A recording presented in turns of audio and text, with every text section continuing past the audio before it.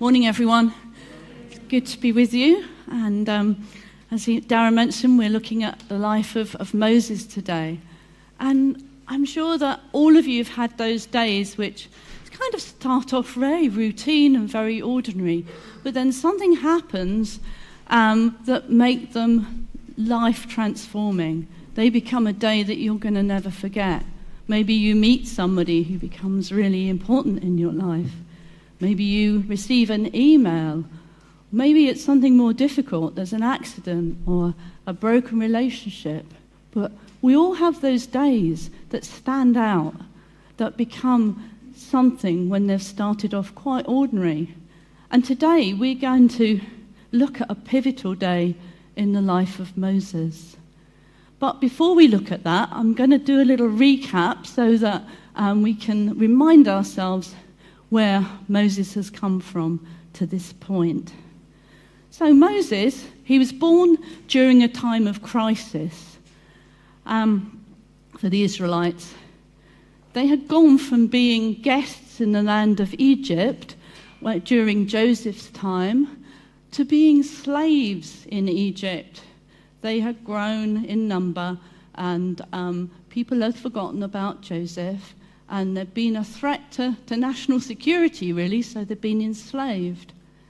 And this was the time when Moses was born into it, when all the male babies had been threatened to be killed. Well, Pharaoh had ordered them to be killed, every male baby. So this was a dangerous time that Moses was born, but he was born under the miraculous protection of God. He survived, and he was taken to Egypt to be adopted by the royal family there. The daughter of Pharaoh took him in, adopted him, and he grew up and lived with Pharaoh's family until the age of 40. And last week we saw how he visited his people. He became concerned about their welfare. He was moved by the treatment of his people, and he believed that he was called by God to make a change, to help them. But unfortunately, he took matters into his own hands by killing an Egyptian slave master. And the deed that he thought would be applauded by the Hebrews was seen and was unwelcome, and he had to flee for his life. And there we saw he began life, a new life, as a shepherd, miles away from Egypt, in the land of Midian. He became a shepherd, he became a husband, he became a father to 2 boys. And so today, we pick up the story another 40 years on, where we find him at the age of 80, still looking after sheep. So that's where we begin. And I'm going to read from Exodus chapter 3 and the first 10 verses. The title is Moses and the Burning Bush. One day, Moses was tending the flock of his father-in-law Jethro, the priest of Midian. He led the flock into the wilderness and came to Sinai, the mountain of God.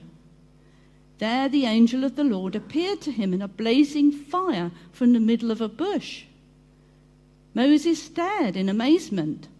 Though the bush was engulfed in flames, it didn't burn up. "This is amazing," Moses said to himself. "Why isn't that bush burning up? I must go and see it." When the Lord saw Moses coming to take a closer look, God called to him from the middle of the bush, "Moses, Moses." "Here I am," Moses replied.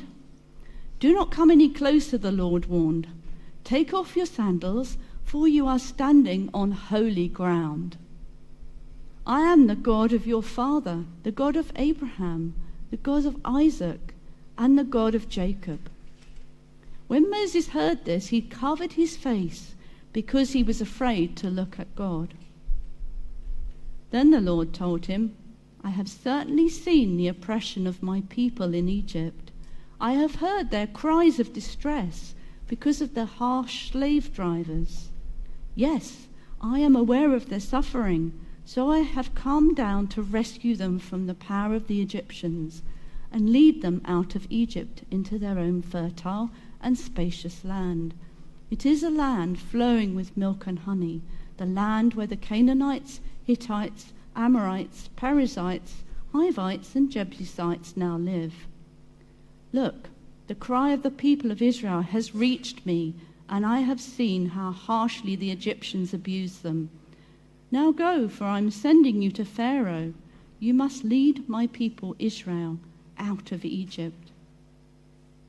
Can you imagine the scene? Moses, he takes his sheep to find good pasture, and they go maybe a little bit further to the area of Mount Sinai.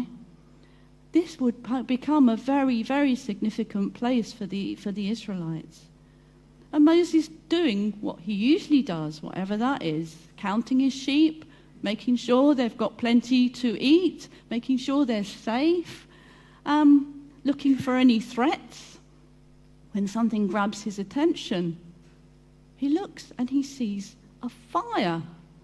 Now, on occasion in deserts, there has been known for some bushes to burst spontaneously into flame by something called spontaneous combustion.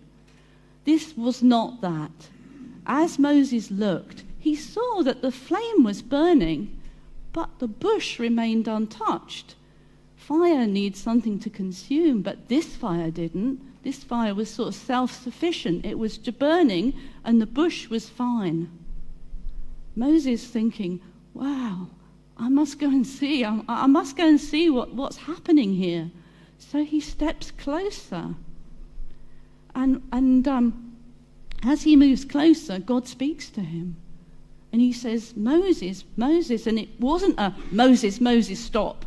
It was a gentle Moses, Moses, because that was in the Hebrew, that was an intimate sign of that somebody would use your name twice as they was calling. So it was a sign that God was calling him, but not in an angry way to stop him, but saying, you shouldn't go any closer. Stop where you are, because this is holy ground.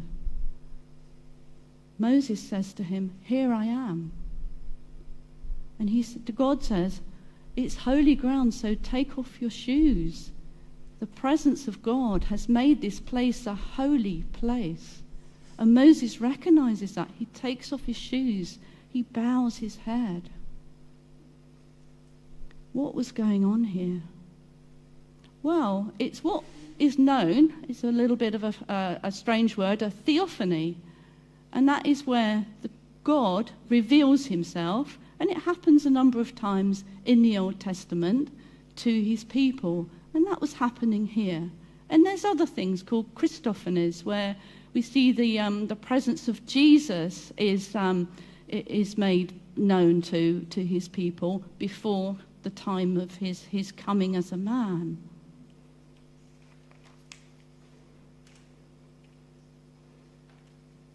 And God's glory is revealed to Moses. Now, the Bible speaks of God's glory, like in Psalm 19, where it talks about the heavens declaring the glory of God.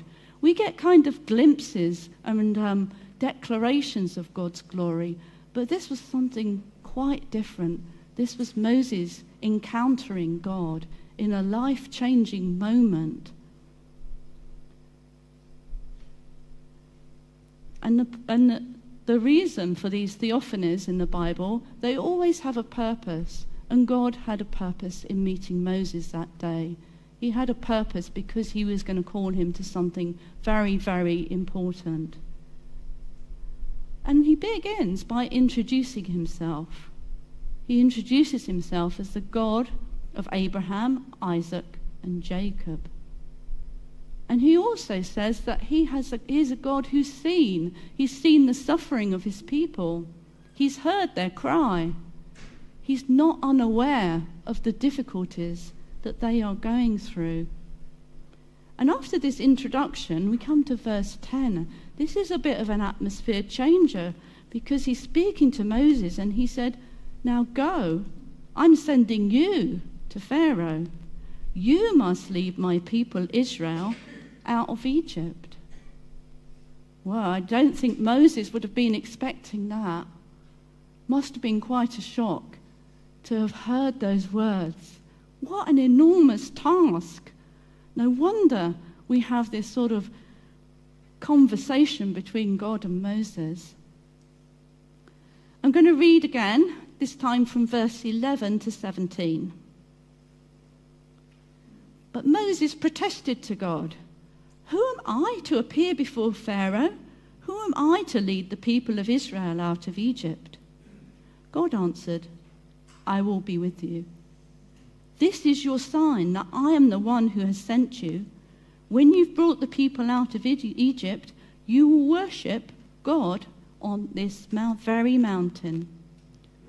But Moses protested, "If I go to the people of Israel and tell them, 'The God of your ancestors has sent me to you,' they will ask, 'What is his name?' Then what should I tell them?" God replied to Moses, "I am who I am. Say this to the people of Israel, 'I am has sent me to you.'" God also said to Moses, "Say to the people of Israel, 'Yahweh, the God of your ancestors, the God of Abraham, the God of Isaac, the God of Jacob, has sent me to you. This is my eternal name, my name to be remembered for all generations. Now go and call together all the elders of Israel. Tell them, Yahweh, the God of your ancestors, the God of Abraham, Isaac, and Jacob, has appeared to me. He told me, I have been watching closely. I see how the Egyptians are treating you. I've promised to rescue you from your oppression in Egypt. I will lead you to a land flowing with milk and honey, the land where the Canaanites, Hittites, Amorites, Perizzites, Hivites, and Jebusites now live." So Moses is shocked by God's news, begins this interesting conversation with him. And first he has questions about himself. His identity really comes into question for him. Who am I to do this? And it's perhaps understandable, given the last time he had a brush with Egypt, he ended up running for his life. And maybe between the lines he's saying, well, who am I, given that I actually tried this once before and I made such a mess of it and failed so utterly. Surely I've blown my chance. I'm not the right person for this. God sees the man Moses is, though. The man with a love for his people and who was moved by the unjust treatment of his people. A man who was actually moved to anger, who was moved to try and do something, albeit in his own strength. In Hebrews chapter 11, verse 24 and 25, it says, "It was by faith that Moses, when he grew up, refused to be called the son of Pharaoh's daughter. He chose to share the oppression of God's people instead of enjoying the fleeting pleasures of sin." And Moses, when he fled to Midian, as we heard last week, he came across some shepherds who were bullying the daughters of Jethro by the well. His sense of injustice was touched again, and he dealt with it, and he made it okay for the daughters to collect their water.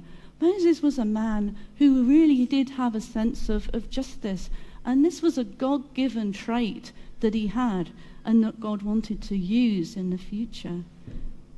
I love this quote from Ruth Haley Barton. She says this, "Moses' moment had come.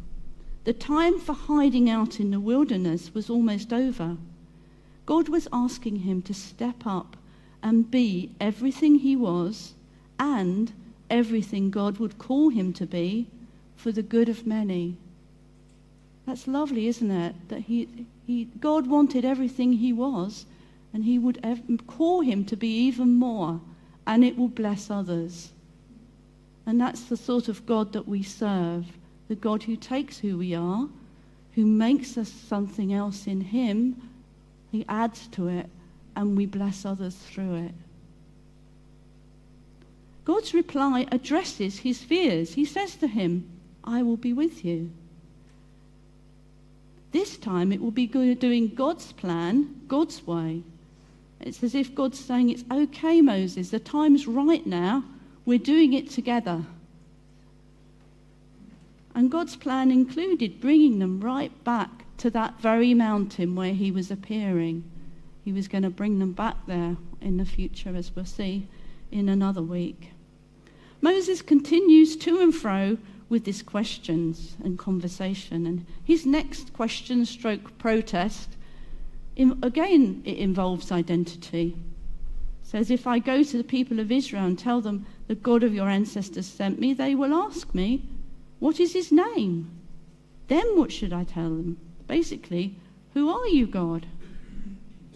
And God, first of all, explains something in verse 7, which in fact he explains 3 times over the last few verses.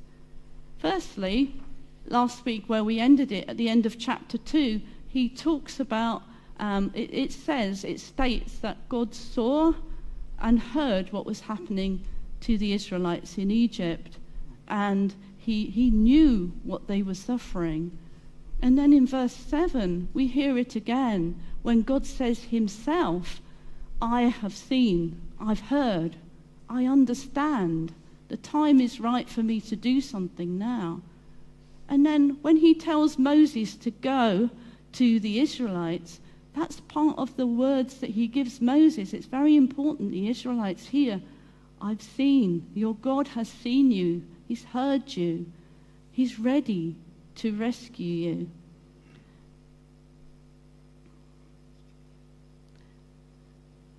And in verse 17, he tells Moses that he is about to fulfill the promise he made to Abraham about the land.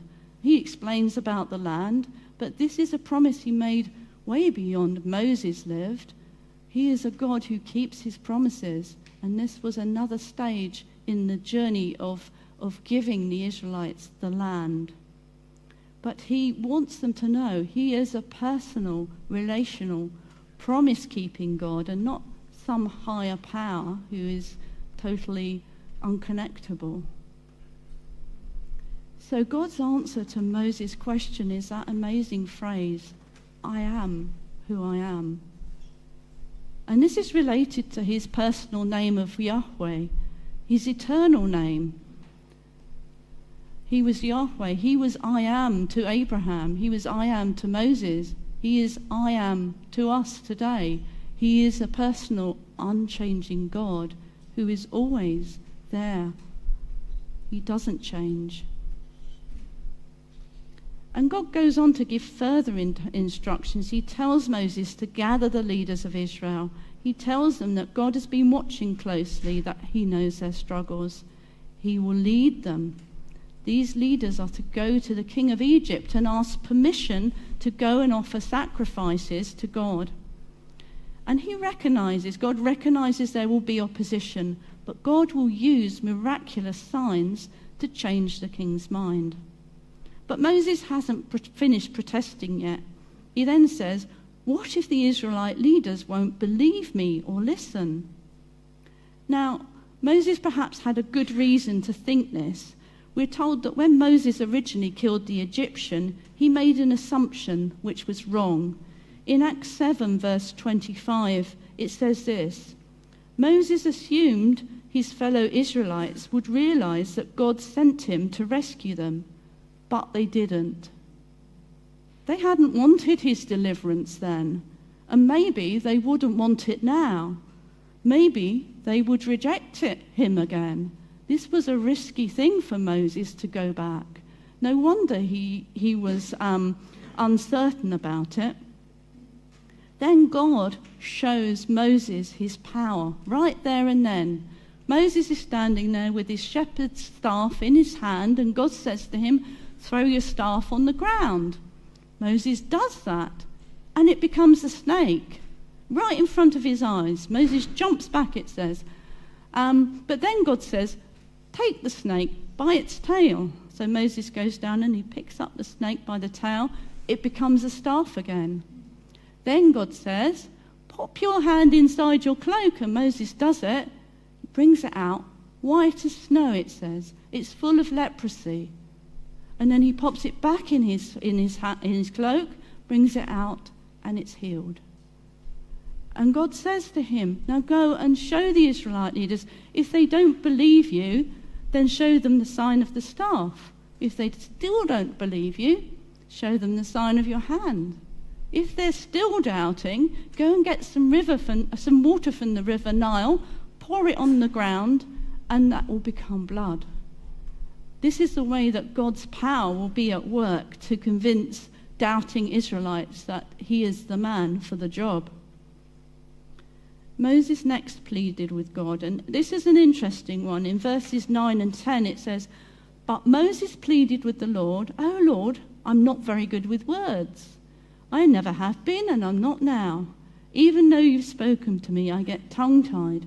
My words get tangled.' Then the Lord asked Moses, 'Who made a person's mouth? Who decides whether the person speak or do not speak, hear or do not hear, see or do not see? Is it not I, the Lord? Now go.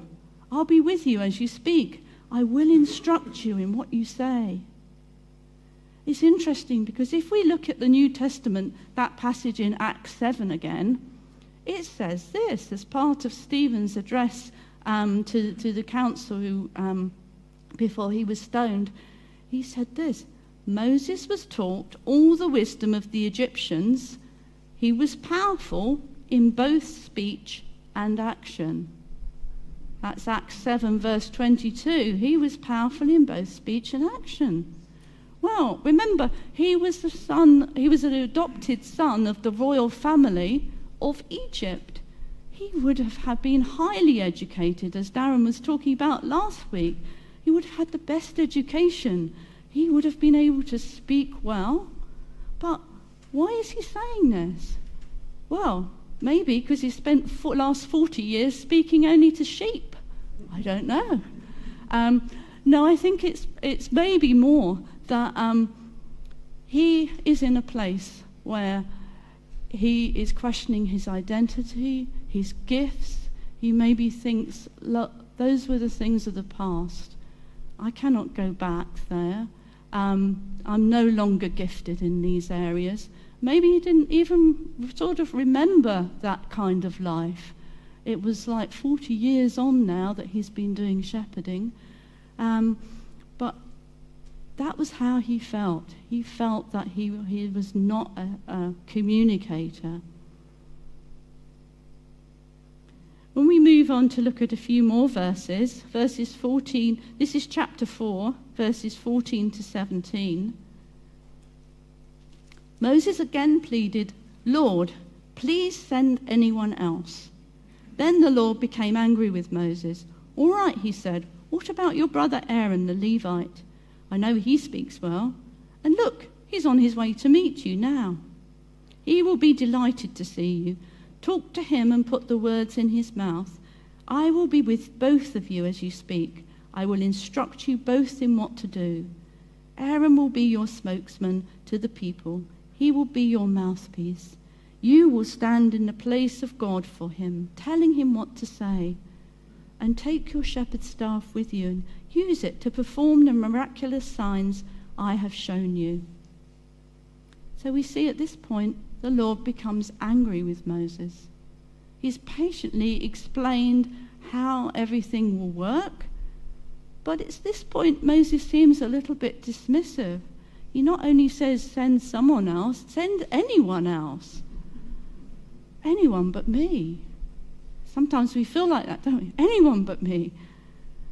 Then we see God brings Moses' brother Aaron into the picture. Someone who is gifted with speech, who is related to Moses, will be companionship on this journey, and in fact was actually coming to see Moses at this moment. He will go with Moses and be his mouthpiece. Moses would hear from God and pass it on to him. So Moses was chosen by God. God had seen his passion for justice. Moses was his man. God had spent 80 years preparing him for this moment to fulfill the promises that he'd made to Abraham, to bring his people, to set his people free. nothing with God is wasted at all. Nothing of Moses' life will be wasted, neither his background in Egypt or his gifts in the wilderness. God would use them all. And it's the same with us. Maybe we feel like part of our life has been wasted by doing something wrong or by things not working out or circumstances. But God wastes nothing. He's not in such a rush as us most of the time, and he takes time to prepare us.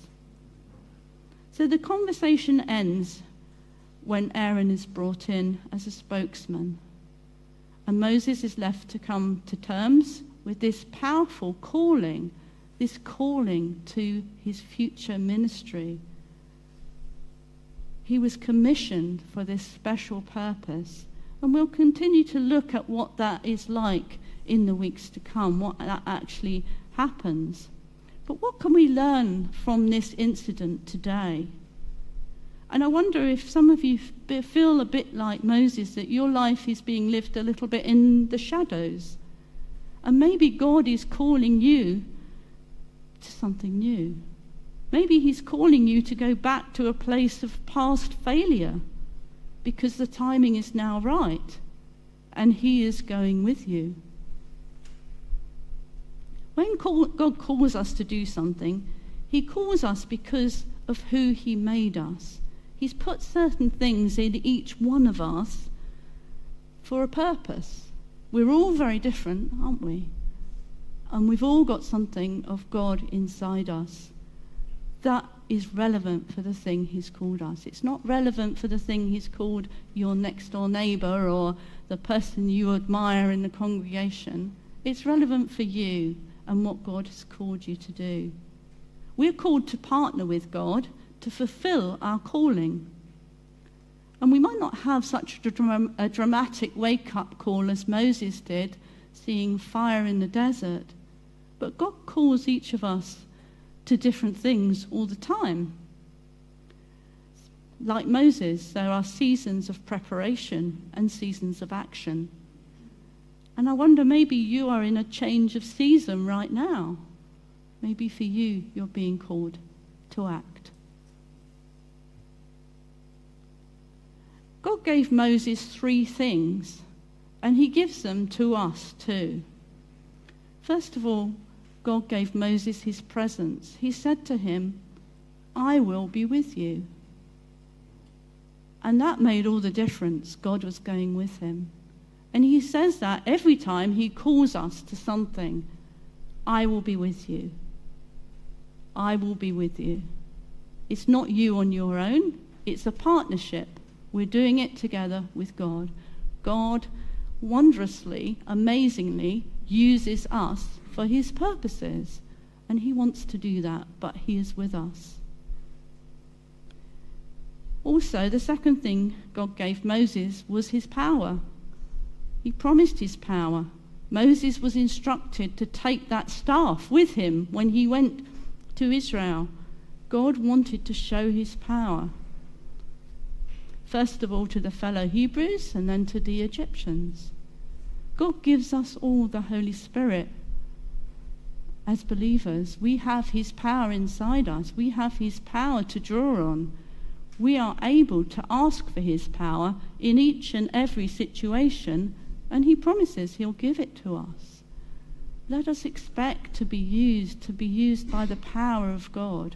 We're not limited by our own stuff. Otherwise, none of us will get very far. But the power of God is there to make our days extraordinary. And also, the third thing God gave Moses was his provision. And he promised to provide. And he provided Aaron as somebody to help him on his journey. And he promises to provide for us. And our needs will be different. But if we feel that we're ready and we're able for the task, then we're not relying on his provision. Then that's not a good place to be. We need to be in that place of dependency where we are relying on his provision. So God has chosen us for a purpose. It doesn't matter if we feel weak. because the success of the job doesn't depend on us. It depends on God working through us. And what the important thing is that we obey. We trust God in what he's calling us to. We trust that he'll be with us. And maybe like Moses, there is a previous rejection that is keeping you back. Maybe you feel, I tried that once, I've made a real mess of it. Or I tried witnessing to that person and they didn't want to know. But maybe God is saying the time is right now. Maybe it's time to go back to that place and ask God when the time is right to go back to it. Because the power of God is the thing that makes a difference in people's hearts when they hear his word. So I'm wondering, is God calling you to take a step of obedience this morning? It might be big, it might be small. It might be that you realize you don't really know this promise-keeping personal God, and you want to find out more about what it is like to have a relationship with him. And he wants to call you to find out today. We have an amazing, personal, present, living God who is for us. So let's trust on his promises and take those steps of faith that he's calling us to today. There's a little verse in Romans 8:31 that says, if God is for us, who can be against us? And it's a good one to remember because it's so true. No one can be against us when God is for us and he's sent us.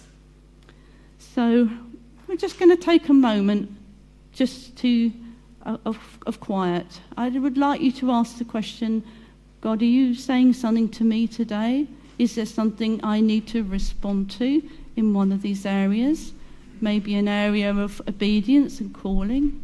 Maybe an area of addressing something that may have been a past failure that he's calling you back to. And maybe you'll need some help in processing this. And we have a ministry team here who is willing to pray for you afterwards. So it might be good to get some prayer as you just say to the Lord, I'm willing to enter this new season, to take this new step. It might be a big step, might be a very small step, but our life as believers are full of steps of obedience. And so let's ask what the Lord is saying to us personally. Father, I thank you for the life of Moses, for what we can learn in your dealings with him. I thank you that you want to speak to each one of us, that with you, you want to partner with each one of us. And I pray that you would show us if there's something we need to take as a step of obedience this morning. Amen.